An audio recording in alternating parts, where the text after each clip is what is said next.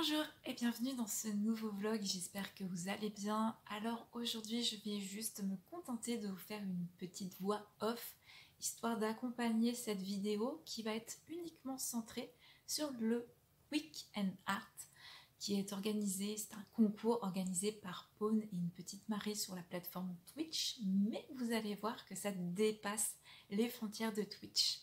En gros, ce concours, il est, comme je vous le disais, organisé chaque année par Pawn et une petite Marie.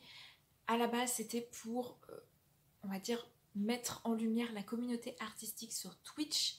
Seulement, vous avez la catégorie Twitch, enfin streamer, streameuse, mais depuis, on a la catégorie grand public, puis, et c'est la nouveauté de cette année, il y a la catégorie hors concours. Et pour chacune de ces catégories, encore que le hors concours je ne sais pas, mais en tout cas pour la partie streamer, streameuse et la partie grand public, vous avez deux catégories différentes, à savoir numérique ou traditionnel. Par conséquent, je trouve ça hyper intéressant parce que ça valorise tout le monde, qu'on participe ou non au concours pour passer devant le jury et pour prétendre à l'obtention des lots, mais aussi pour les semi-pros ou amateurs qui aimeraient pouvoir se confronter à des concours artistiques tout simplement. Et ça permet aussi de mettre en valeur le traditionnel sur le même plan que le numérique, même s'il y a un jury spécifique pour le tradi et un jury spécifique pour le numérique. Si jamais ces explications ne sont pas très claires, parce que j'avoue que je tourne un peu ça à l'arrache, j'ai juste pris mon téléphone pour vous faire la voix off et je n'ai pas préparé de texte ou de pistes. Disons que d'ordinaire j'ai toujours mon petit calepin avec on va dire le déroulé pour éviter de partir en mode YOLO dans tous les sens. Là ça va être un petit peu le cas. Si c'est confus, sachez que je tiens absolument à ce que vous regardiez la description puisque le lien vers le site du Week and Art sera dedans. Donc n'hésitez pas à faire un tour parce que franchement c'est hyper cool. Les communautés artistiques, que ce soit les streamers, streameuses, les artistes en général, même celles et ceux qui ont suivi le Week and Art sont ultra sympas et bienveillants. C'est un concours qui se déroule dans la bonne ambiance, il y a même un Discord sur lequel on peut s'intéresser, voir un petit peu ce qui se fait, voir un peu les résultats aussi, ce qu'on appelle les WIP, donc les Work in Progress, donc voilà les étapes par étapes si vous préférez. En plus d'avoir toutes les informations sur le Discord, vous avez accès aux différents Instagram des artistes, des jurés, même des organisatrices, donc tout le monde est gagnant je trouve au final, donc c'était une chouette édition. Cette année, la marraine, c'est Little Big Well et elle nous a concocté un petit thème sur le solar punk qui, moi, m'a tout de suite enchantée parce que le solar punk, c'est l'opposé de la dystopie du cyberpunk. En gros, c'est une vision beaucoup plus optimiste en matière de justice sociale mais aussi environnementale en ce qui concerne le futur. Donc en gros, on a cette espèce de j'allais dire de triangulaire très positive entre humains, robots, technologie plus largement et environnement. On est plutôt sur de la récup, sur du recyclage, on est sur le dépassement du dérèglement climatique et du réchauffement climatique aussi. Donc il y a beaucoup de choses qui me convenaient. En plus, on peut le rattacher au mouvement cozy science-fiction dont la grande prêtresse est tout de même Becky Chambers, un psaume pour les recycler par exemple. Par conséquent, le thème m'inspirait de fou, j'ai glané des informations ça et là sur internet, j'ai rassemblé le tout dans des mots-clés, des tags à travers mon petit brainstorming. Donc je sais pas si vous l'avez vu passer, je ne sais pas encore comment le montage va être fait en termes de time-lapse, je ne sais pas si ce que je blablate sera en phase avec les images. En tout cas, j'ai fait un brainstorming pour me donner quelques informations, quelques mots-clés que j'allais utiliser par la suite sur différents moteurs de recherche. Donc, pas seulement le moteur de recherche avec le navigateur, mais aussi Pinterest et Unsplash. Alors, petit disclaimer, que ce soit l'intention de toutes celles et ceux qui vont regarder, comme pour les jurés ou d'autres streamers, artistes qui passeraient par là, sachez que j'ai essayé de faire attention autant que possible à l'ingérence de l'IA. On le sait aujourd'hui, sur internet, il y a vraiment une très grosse présence des images générées par IA. Il faut pouvoir sonder le vrai, le faux, qu'est-ce qui a été fait par un humain de ce qui a été fait par machine. Je sais que sur Discord, il y a eu beaucoup de discussions autour de ce sujet et aussi de petits trucs et astuces, histoire de pouvoir démêler le vrai du faux. J'ai essayé de faire attention autant que possible pour ne pas employer d'images qui me paraissaient avoir été générées par ordinateur. Après, reste le style graphique extrêmement léché que peuvent avoir certains artistes par rapport à leurs travaux, et on a cette impression très très lisse, très, très chargée en détails également, et je n'ai pas effectivement effectué de zoom absolu sur tous les détails des illustrations. J'ai essayé de me détacher autant que possible des illustrations qui paraissaient justement faites avec un style très léché. J'ai essayé de chercher plutôt des aquarelles, plutôt des styles un peu graphiques, stylisés, avec de la texture, avec des motifs aussi, donc des choses qui paraissaient avoir été faites à la main tout simplement. Maintenant, je n'ai pas la certitude absolue que ça n'a pas été fait par ordinateur qui essaierait de reproduire un style aquarelle ou un style crayon de couleur. Quant aux photos, je les ai uniquement prises sur Unsplash, donc j'espère que la plateforme n'est pas ultra saturée d'images faites par IA, même si ça doit être une mention obligatoire désormais de préciser que ça a été fait par IA. Je croise les doigts pour ne pas avoir été influencée un tant soit peu ou trop par les images que j'ai pêchées et qui m'interpellaient. Encore une fois, pour moi, l'inspiration doit rester l'inspiration, doit rester voilà, à être travaillée, à être, mixée avec d'autres choses, que ce soit de mon imaginaire, même si mon imaginaire est peuplé de tas de références que j'ai eues au fil du temps. Mais voilà, pour moi, ça doit rester une bazounette sur laquelle piocher des éléments ça et là, me concentrer sur ce qui m'intéresse, sur ce qui me percute, ce que j'ai envie de faire, et de pouvoir mixer à loisir toutes les sources, toutes les références que je peux avoir, histoire de générer voilà, différents croquis, différentes études, différentes compositions qui m'intéresseraient. À la toute base, j'étais partie pour faire une illustration très simple, pour une raison très simple également. Je voulais absolument conserver mon rythme de travail, donc une semaine auteur-illustrateur, une semaine création de contenu, et dans cette semaine auteur-illustrateur, toujours alterner entre une journée spécifique à l'illustration, une journée spécifique à l'écriture. J'ai passé mon premier samedi à faire tout ce qui est recherche, brainstorming, mots-clés, tag, recherche et inspiration. Mon dimanche a été un dimanche de repos, je n'ai pas travaillé le Watt. Le lundi, j'ai fait tout ce qui est croquis, recherche de composition, j'ai essayé de trouver voilà, des idées, et comme je vous le disais, je voulais partir sur quelque chose d'assez simple. Mon idée de base, c'était de faire le close-up sur le robot avec les piou-piou, où on voyait juste un petit buisson, un potager avec une carotte qui pousse, et je voulais faire ça à la base. Sauf que, évidemment, je me suis laissée emporter, pas seulement sur mes références, mais sur mes propres envies, une envie de raconter une petite histoire à travers cette illustration, et on est parti sur une maison caravane, alimentée par un arbre, qui peut servir de café, de point de lien social, avec des parasols fleurs qui accueilleraient voilà, différentes personnes venant prendre du thé ou du café. On aurait un jardin potager qui est, on va dire, amovible, c'est-à-dire qu'on peut le transporter. On a voilà, tout un réseau d'eau qui fait une boucle d'un côté pour alimenter le potager, qui ressort sous forme de petites cascades sur les côtés.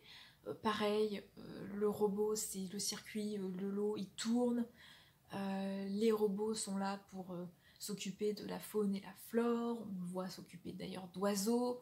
On a une éolienne qui sort d'une valise pour qu'elle soit transportable. Bref, je suis partie très loin, peut-être trop loin, dans le sens où, comme je vous le disais, j'ai tenu absolument à conserver mon rythme.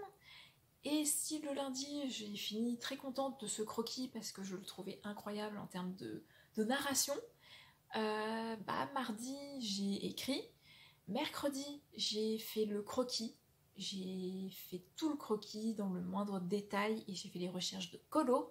Et puis arrive le moment fatidique où jeudi, je me remets à écrire, et il me reste plus que vendredi, samedi, dimanche, en sachant que samedi je n'étais pas dispo, même pour l'écriture, donc il restait vendredi et dimanche pour faire la colo d'une illustration qui quand même est l'équivalent d'un format A3, donc 2 feuilles A4 collées l'une et l'autre. Et il faut tout remplir, faire les couleurs, faire la texture, faire les ombres et lumières.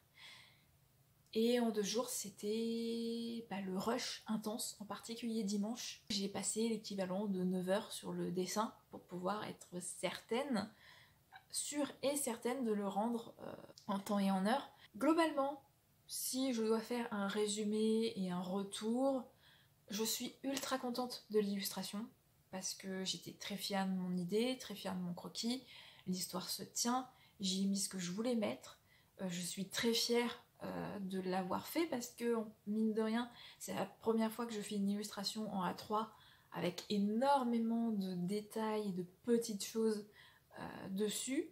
Ça m'a permis de travailler davantage les textures, davantage le côté un peu crayon couleur crayonné que j'aimerais avoir au fil du temps, que j'aimerais atteindre, quelque chose qui me satisfasse davantage, j'ai envie de dire. Et je suis très contente d'avoir pu le faire en si peu de temps. Donc c'est un vrai défi.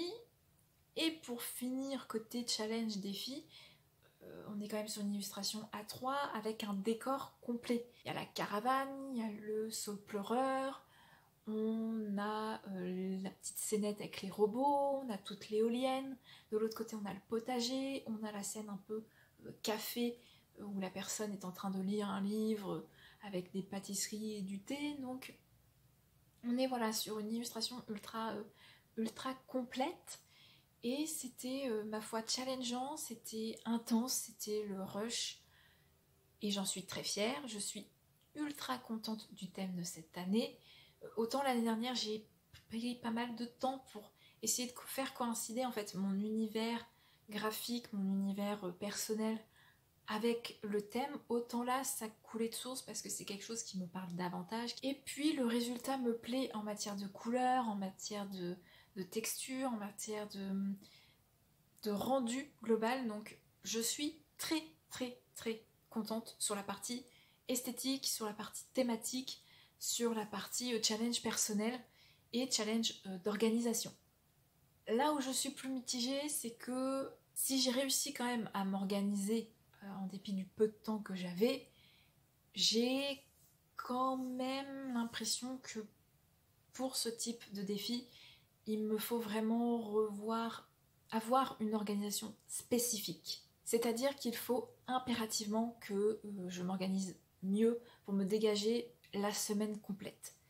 Pour pouvoir prendre ce temps de faire une illustration plus poussée, parce que même si je suis ultra contente du résultat, reste que j'aurais pu faire davantage en termes d'ambiance colorée, en termes d'ombre et lumière, faire davantage mieux en termes de préparation de croquis, parce que y a quand même des couacs, il y a quand même des défauts, notamment la roue de la caravane qui à la base devait toucher la ligne d'herbe, et finalement je ne sais pas ce qui s'est passé, j'ai dû changer des éléments de place, j'ai dû bouger des trucs, et je me retrouve avec une roue qui part carrément dans le vide. Donc j'ai raccordé comme j'ai pu, mais on voit bien que niveau escalier, roue, herbe, il y a un couac global sur le sujet. Donc voilà, il y a des détails techniques, on va dire, qu'il me faut encore maîtriser, qu'il me faut encore travailler, et ça peut fonctionner déjà avec la pratique. C'est en forgeant qu'on devient forgeron, donc faut pas non plus que je m'auto-flagelle pendant 3 heures, mais je pense que l'organisation joue aussi énormément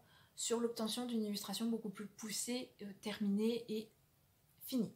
De ce fait, je pense que l'année prochaine, j'essaierai de bloquer une semaine complète. Enfin, là c'est le point d'amélioration, il faut encore que je stabilise mes brushes, que j'en crée d'autres, que j'essaye de trouver un petit peu cet idéal que j'aimerais avoir, qui est un style un peu plus crayonné, créé, un peu aquarellé. Il va me falloir améliorer le coup de crayon, les brushes, pour obtenir ce que j'aimerais atteindre idéalement en termes de rendu et en termes de composition aussi. Donc c'est encore un travail à faire sur soi-même, sur mon logiciel de dessin, sur mes brushes. Et ça ne pourra se faire qu'au fil du temps, au fil des différentes illustrations que je dois faire. Et là-dessus, ce qui est très cool, c'est que je vais pouvoir utiliser tout simplement mes idées d'album jeunesse qui sont en cours d'écriture, de relecture et de correction.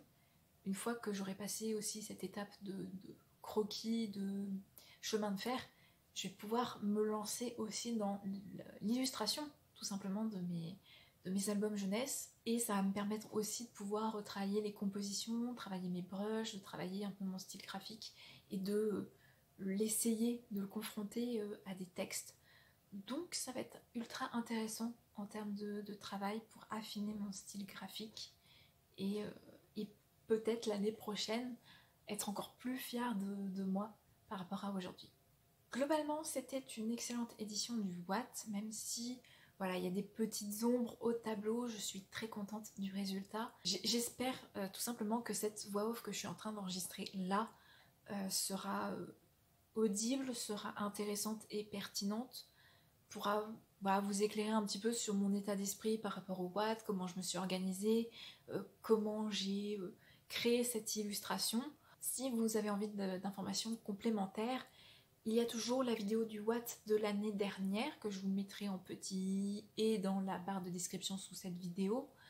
Je n'avais pas fait de voix off pour ce Watt, j'avais tout simplement mis du texte en dessous pour expliquer davantage ma démarche et comment je fonctionnais et comment je pensais ou percevais certains détails, comment je travaillais certaines petites choses, enfin voilà. Il y avait peut-être un rendu un petit peu plus poussé sur ma technique ou ma façon de voir ou de concevoir les illustrations. Donc si jamais vous avez envie d'un petit peu plus de croustillant, peut-être que cette vidéo vous donnera davantage d'éléments. Si vous voulez absolument et que vous tenez absolument à avoir une vidéo où je commente vraiment ce que je fais en termes de colorisation, en termes de croquis, en termes de recherche de couleurs, tout ça, j'essaierai à ce moment-là. Alors ça sera peut-être loupé pour ce Watt, mais peut-être que je pourrais faire une illustration spécifique pour accompagner en fait le côté coulisses de création de A à Z.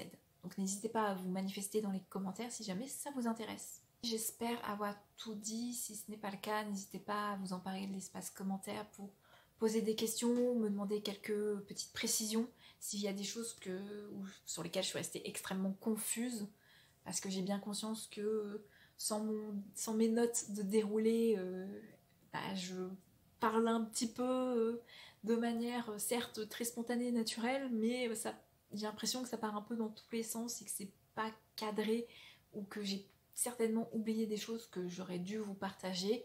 Quoi qu'il en soit, je vous laisse ici, je vous souhaite une bonne semaine, et d'ici la prochaine vidéo, portez-vous bien, restez curieux et créatifs. Bye!